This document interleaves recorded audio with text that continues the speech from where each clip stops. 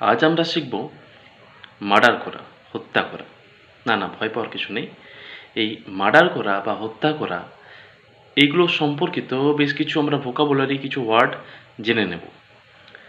তো একটা ওয়ার্ড হয় সেটা হচ্ছে সাইড, CIDE, যেটা এসেছে ল্যাটিন শব্দ থেকে, যার মানেই হলো হত্যা করা।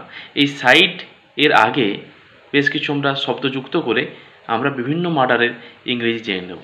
তো দেখো, যেমন যদি আমি প্রথমে বলি সুইসাইড, SUICIDE, তো সুইসাইড মানে কি হয়?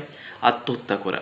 ঠিক একইভাবে ইনসেকটিসাইড মানে যারা পতঙ্গকে হত্যা করা। পেস্টিসাইড, যে সমস্ত কীটনাশক আছে তাদেরকে আমরা পেস্টিসাইড বলি। আবার দেখো প্যাট্রিসাইড, PATRICIDE, প্যাট্রিসাইড মানে কি? বাবাকে হত্যা করা। ম্যাট্রিসাইড, MATRICIDE, মাকে হত্যা করা। ফ্র্যাট্রিসাইড, FRATCIDE, মানে ভাইকে হত্যা করা। সরোরিসাইড, SORROCIDE, যার মানে হলো সিস্টার, বোনকে হত্যা করা। ম্যারিটিসাইড, MARITICEIDE, মানে হলো কি বলতো? হাজব্যান্ডকে হত্যা করা। এছাড়াও আছে উক্সোরিসাইড, হাজব্যান্ডকে যদি হত্যা করা হয় তাহলে স্ত্রীকে হত্যা করা ইংরেজি হয়ে যায় উক্সোরিসাইড, UXORICIDE। হোমিসাইড, HOMICIDE, হোমিসাইড মানে কি? কোনো ম্যান বা ওমেন, কোনো পুরুষ বা নারীকে হত্যা করাকে আমরা বলবো হোমিসাইড।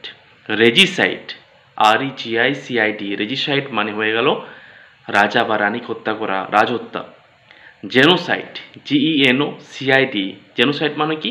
একটা মাস কিলিং, যেমন গণহত্যা, একসাথে অনেকজনকে মারা হলো তখন তাকে আমরা বলবো জেনোসাইড। এছাড়াও আছে কি ফিলিসাইড, ফিলিসাইড মানে হলো কোনো ছেলে বা মেয়ে, পুত্র বা কন্যার হত্যা করাকে আমরা বলবো ফিলিসাইড।